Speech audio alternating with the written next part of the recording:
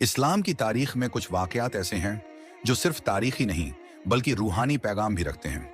जंग ए उहद उन चंद अहम दास्तानों में से एक है जो मुसलमानों को फक्र भी देती है और सबक भी।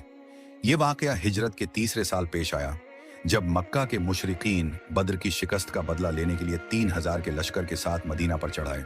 रसूल अकरम सल्लल्लाहु अलैहि वसल्लम ने सहाबा से मशवरा फरमाया और फैसला किया गया कि जंग मदीना से बाहर कोहे उहद के साए में लड़ी जाएगी।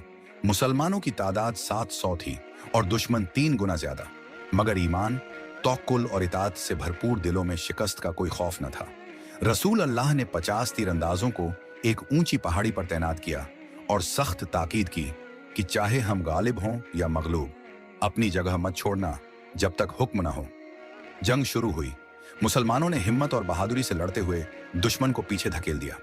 काफिर मैदान छोड़ने लगे और गनीमत के सामान पर नजरें पड़ने लगीं। कुछ तीरंदाजों ने यह समझा कि अब जीत मिल चुकी है और उन्होंने अपनी जगह छोड़ दी, हिदायत के बावजूद। इसी लम्हे का इंतजार था। खालिद बिन वलीद, जो अब तक मुसलमान नहीं हुए थे, अपनी सवारों की टुकड़ी लेकर पीछे से हमला कर बैठे। मुसलमानों की सफ़ें बिखर गईं और मैदान में आफरा तफरी फैल गई।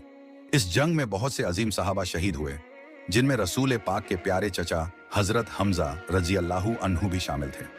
खुद नबी अकरम जख्मी हो गए, मगर इस मुश्किल घड़ी में भी मुसलमानों ने सब्र और इस्तिकामत से काम लिया।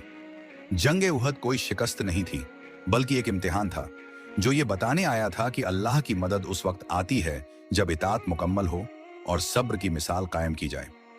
ये जंग सिखाती है कि कामयाबी सिर्फ तलवार से नहीं बल्कि हुक्म की पाबंदी से हासिल होती है, और अगर कहीं चूक हो भी जाए तो तौबा, सब्र और दोबारा उठ खड़े होने का जज्बा ही असल फतह है।